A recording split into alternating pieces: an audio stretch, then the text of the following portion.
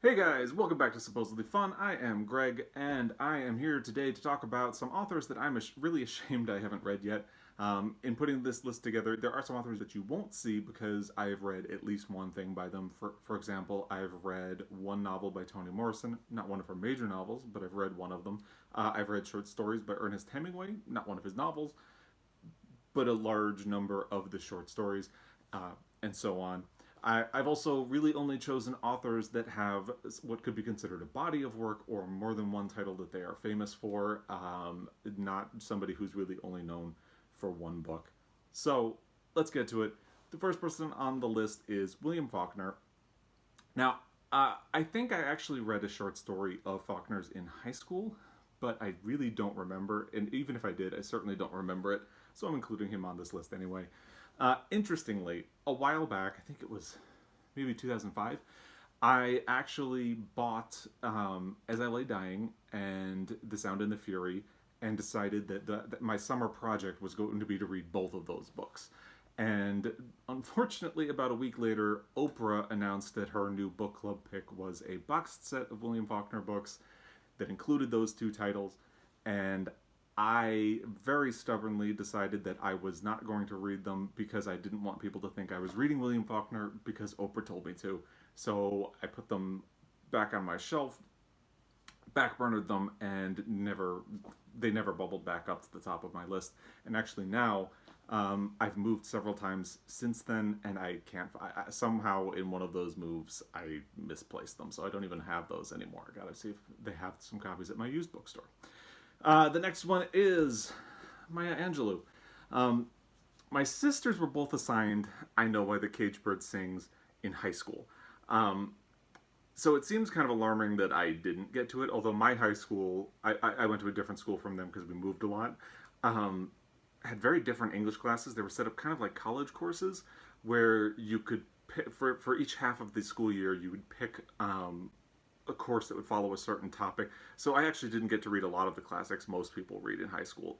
When I was in high school, that's probably how I ended up missing Maya Angelou there.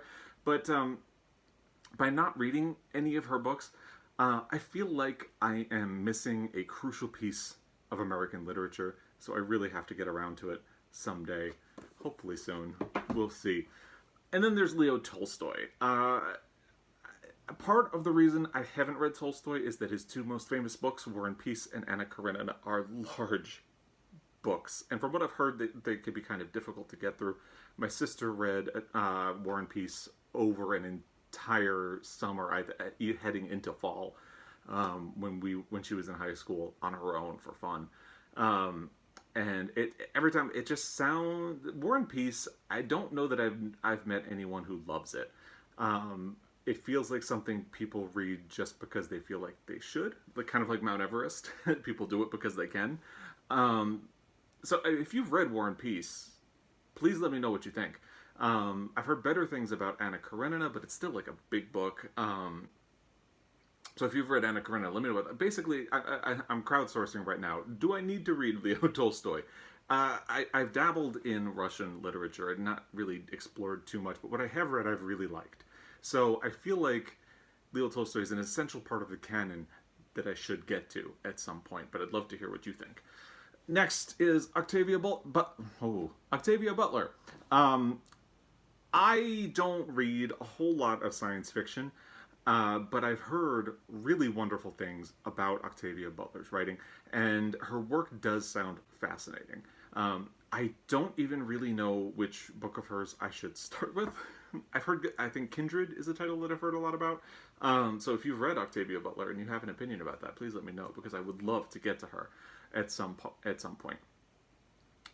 Next is an author, Andre Guide. I don't know if I'm saying that correctly. I only recently found out about him, although he's a Nobel laureate for fiction. I'm particularly interested in a book of his called The Counterfeiters, which deals with homosexuality. He has also been called the greatest French writer of his century, which was the 20th century. So I definitely feel like I should get around. His writing sounds very philosophical, and kind of heavy on philosophy, but I'm still very interested in, especially The Counterfeiters because I'm really interested in LGBT books. So there you go. And then there is Fyodor Dostoevsky. Now again, I think part of why I never got around to him is that unlike most people, I never read any of his books in high school. But yeah, I have not read Crime and Punishment, The Idiot, Notes from the Underground, The Brothers Karamazov, never. None of them, never. So I feel like I need to get around to them at some point. I really had very interesting classes in courses in high school English, but part of me does always feel like I need to catch up on a lot of things that other people got to on their own. But I feel like I just have to catch up on a lot of titles that other people have already read. So it is what it is. Grass is always greener, right? And then we have Isabel Allende. I was first introduced to Isabel Allende when Daughter of Fortune was selected for Oprah's book club. And then I was kind of reminded of her when local high school in the area where I was working at Borders had Eva Luna and the stories of Eva Luna on their curriculum. So I ended up talking about those books to people a lot when they came in to get copies of them. And then I've heard since then that The House of Spirits, this one right here, which I just got at a used bookstore, is supposed to be a really wonderful book. And I just talked about this in the book tag about choose a year. I can't remember the name of the book tag, but I chose the year I was born, and that's when this was published, and it kind of inspired me to run out and get a copy. So there is that one as well. And then we have Jeanette Winterson. Winterson is a lesbian author whose work frequently explores both gender and sexuality. I am hoping to get to Oranges Are Not the Only Fruit, but I have a copy of Lighthouse Keeping because it was recommended to me by someone who called it their all-time favorite book, which intrigued me, and I had to run out and pick it up, and I'm really hoping to get to it this year, especially since one of my goals for this year is to read more books by lesbians, bisexual people, or transgender authors, or books that feature characters within those communities. So this seems like a natural fit. And actually, I think in June, I'm going to try to do going to try to focus mostly on LGBT or LBT books to fit the goal a little bit better. So I might be shooting for this one in June.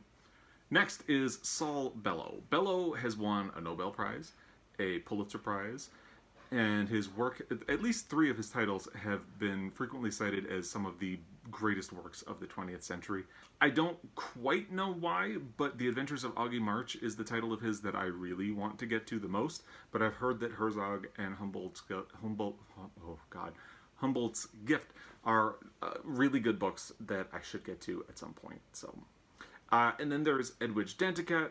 She is a Haitian-American writer whose work covers national identity, politics, mother-daughter relationships, and more.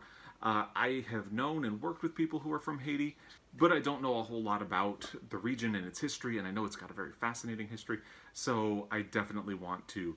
I feel like Ed Danticat could be my doorway to broadening my horizons in that area.